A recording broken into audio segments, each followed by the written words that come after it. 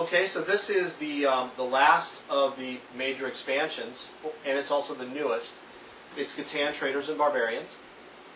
We've seen scenarios. We've seen an expansion that changes the game. Consider this an expansion kit. What it's going to come with is variants and an actual campaign that you can go through, which is a full story that goes across multiple games, as opposed to the scenarios, which is individual ones. This is an unpunched set. We have not actually played this one yet. What you have here is the Fishermen of Catan, which is a previously published expansion for Catan.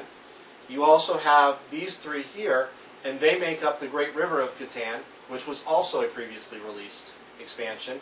They're enhanced and expanded upon in this version, so this is a different version than if you have the previous one. The other thing you have here is a card called the Harbor Master.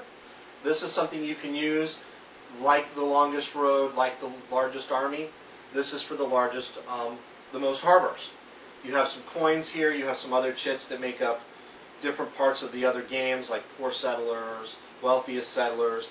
You also have golden camels and traders here for one of the campaigns. You have some knights and some bridges and things, and you have some hexes over here that are part of the campaign.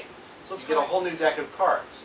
In this deck of cards, there are event cards that are going to replace the event deck that currently comes with settlers. Okay, so this here is the guide that comes with Catan, Traders and Barbarians. As you can see, it says variants and campaign scenarios. So right off the bat, you get a nice little letter here from Klaus Tuber.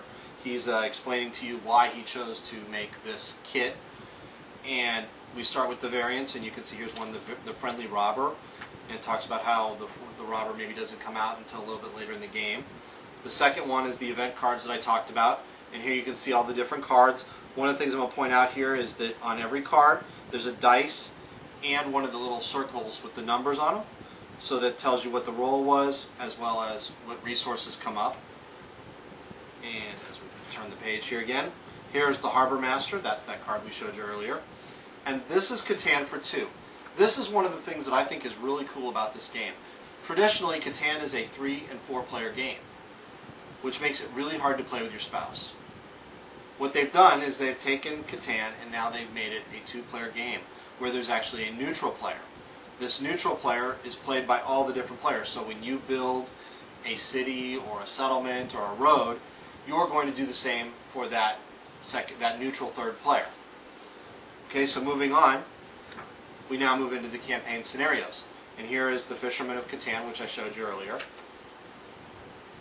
Here is the Rivers of Catan, and you can see there's actually more to it. It's not just the single river hexes. There's actually some bridges that come into play, and the richest and poorest settlers and coins and such. And as we go through here some more, here's now the caravans. This is a special tile for the desert, and you have camels, and they move around and offer goods to your different cities and things of that nature. We'll move on again here to the barbarians attacking the island now. And again, you can see there's more pieces coming into play. There's a special hex, there's the money, there's the knights, the barbarians, and then the special cards. There's actually more rules here for this one.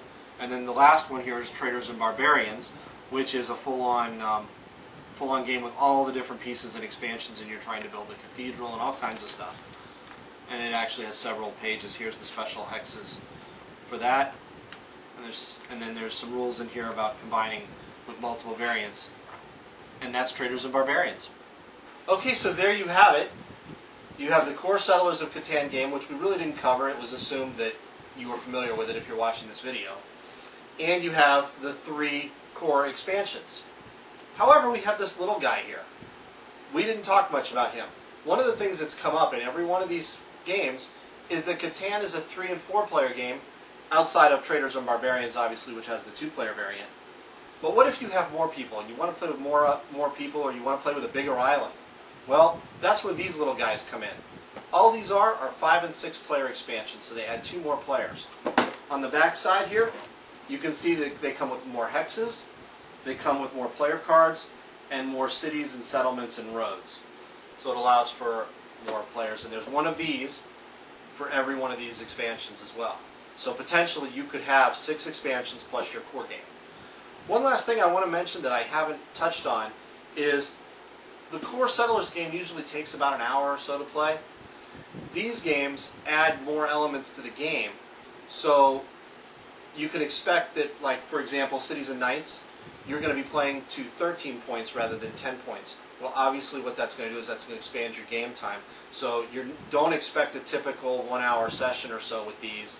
Expect closer to an hour and 45 minutes to a 2 hour game if you're going to get into these expansions.